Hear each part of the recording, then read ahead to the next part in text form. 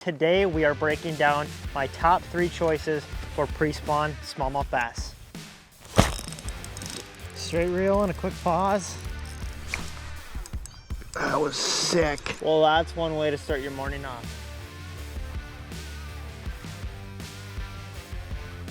So targeting smallmouth in the springtime is probably one of my favorite things to do. It's usually my go-to fish to target as soon as the season opens. And like I said, I want to break down kind of like my 3 top choices and kind of when, where, and how I use them. So we're going to start off with number 1. This is probably the most productive pre-spawn smallmouth bait. It's really no secret at all, but it's a jerkbait. The reason why a jerkbait is so effective is not only does it catch fish, but it allows you to cover so much water. These fish are just burning shoreline, they're cruising around, and a lot of times they're packed up pretty good. So a jerkbait comes in handy as, you know, a good search bait. And then, you know, when you kind of find a concentration of fish, that's when the other ones come into play. So pretty much going to be following the exact order. So we're going to start off by using a jerkbait. We're going to search for some fish. Once we find a concentration of fish, or once we find where they're located, we'll kind of, you know, follow down the line. But for now, let's get fishing and find some smallies.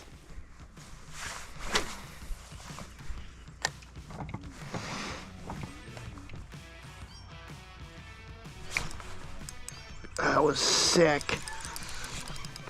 Hey, there's a follower right back there.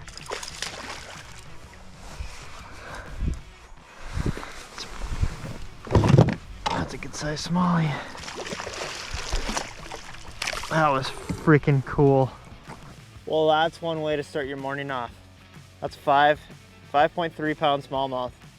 So that's officially my biggest smallmouth on a scale. I've probably caught a couple bigger than this, but I never take time to actually put them on the scale.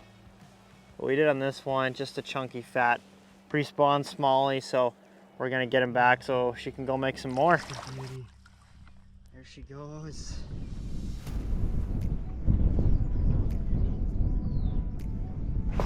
Got him. That was sick. You can see the transition line I'm fishing.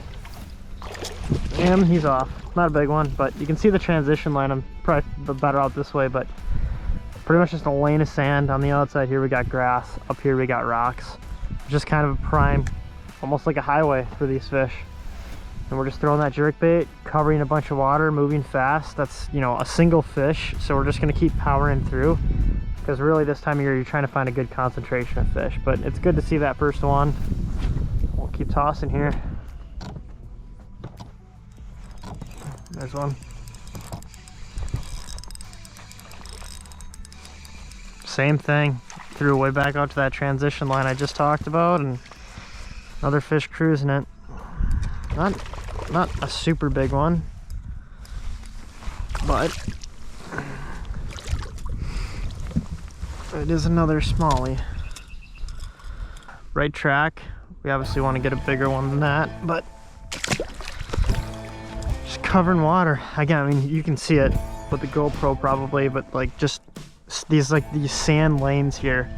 A couple scattered boulders. There's a big boulder right there, and that's 2 fish. If we start getting a few more, then we'll stick around. If not, we'll kind of just keep moving on. There's one.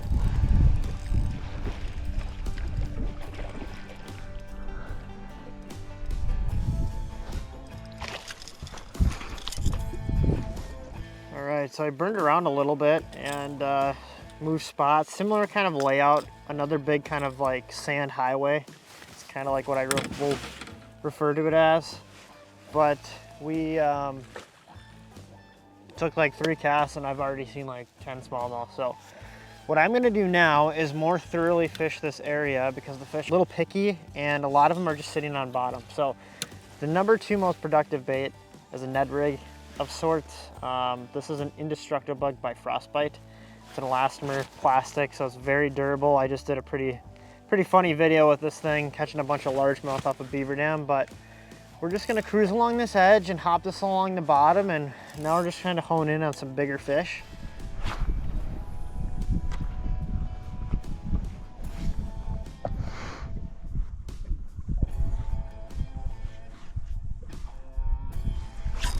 There's one. better fish too.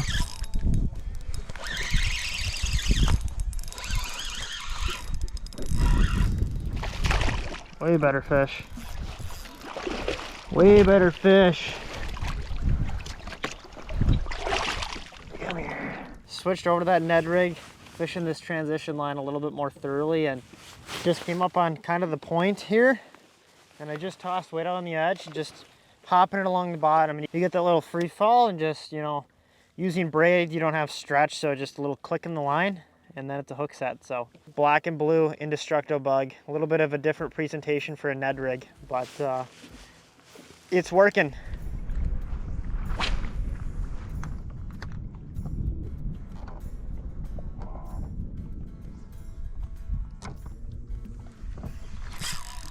There's one. Good one too.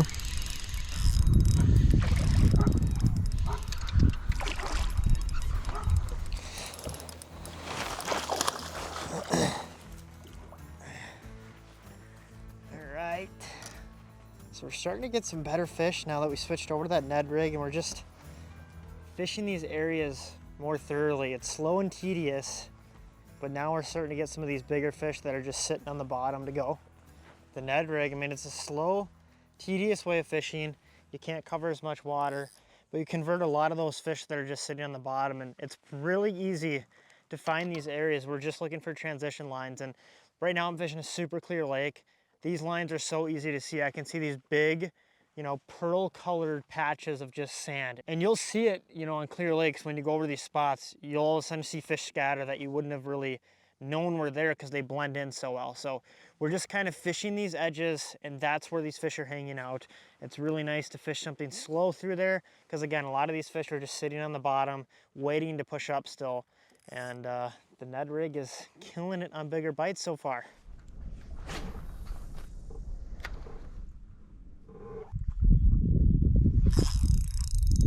There's a good one.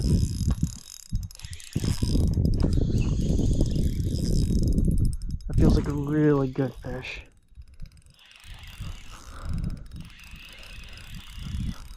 Staying down. Oh yeah, good one. Nice. Nice. Oh my goodness. All right, we're starting to get on them good with that Ned rig. Fishing this island pretty thoroughly now, just because I've been seeing so many fish. They're super spooky, but as soon as I get that Ned rig away from the boat, these guys are down there waiting.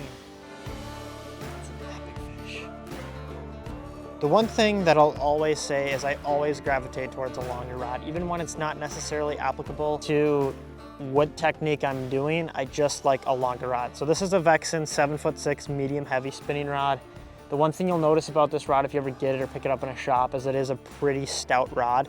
There isn't too much give in the tip, and that might sound a little contradictory to be using this rod for a bottom contact presentation, but I like backbone in my rods. I like keeping a fish pinned, which is why I like a longer rod, and I just like a strong backbone because, you know, I am in reeds and stuff, so there is occasions where I have to pull these fish out of cover. Now, the reason why I'm willing to sacrifice a softer tip on something where I'm bottom contact fishing is I'm running extremely light 8-pound braid down to a 10-pound fluorocarbon leader. And with that light braid, I can detect those bites so easy with just watching the line. You'll notice I've got yellow and fluorescent green on my setups, but that's the setup I'm rocking. So yeah, we'll get back to it, try to catch a couple more, and we'll see if the fish are hungry for lure number 3 that I want to talk about today.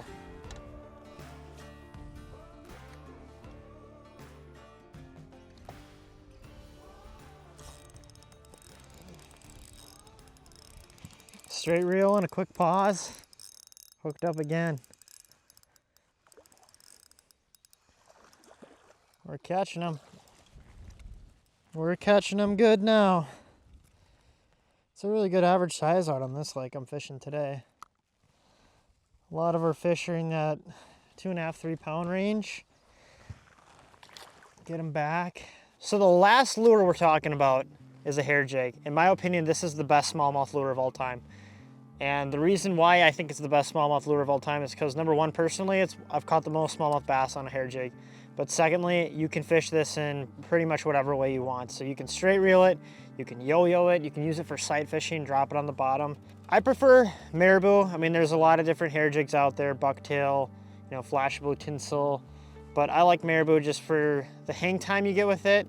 And since that marabou absorbs so much water, it gets compact, heavy, and it makes it easier for casting. So we're pulling up to a new spot. We're gonna get casting here and we're gonna put the hair jig to test. Watch this. Smallmouth right there. Gonna drop the hair jig on him.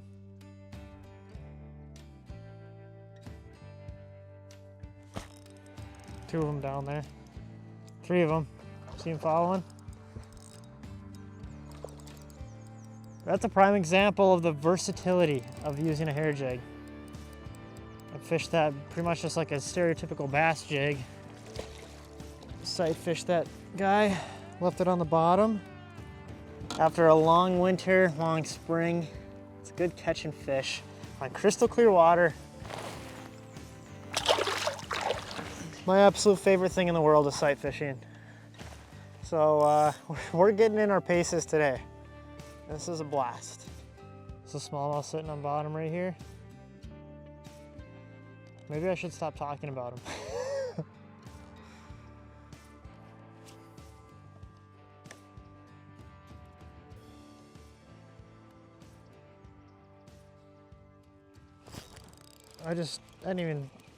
Wasn't even paying attention. Just looked over, saw a flash. Little guy. Need to try to find those bigger fish though. Want to find a bigger one yet.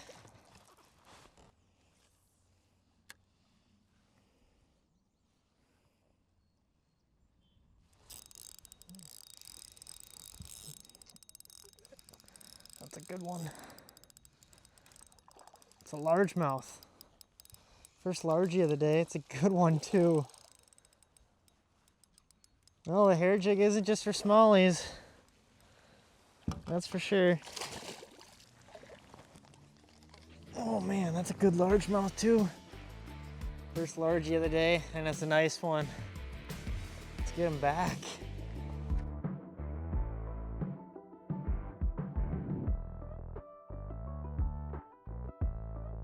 It's a smallmouth. There's two of them sitting right in front of me. I can just barely see the coloration of them sitting on the sand.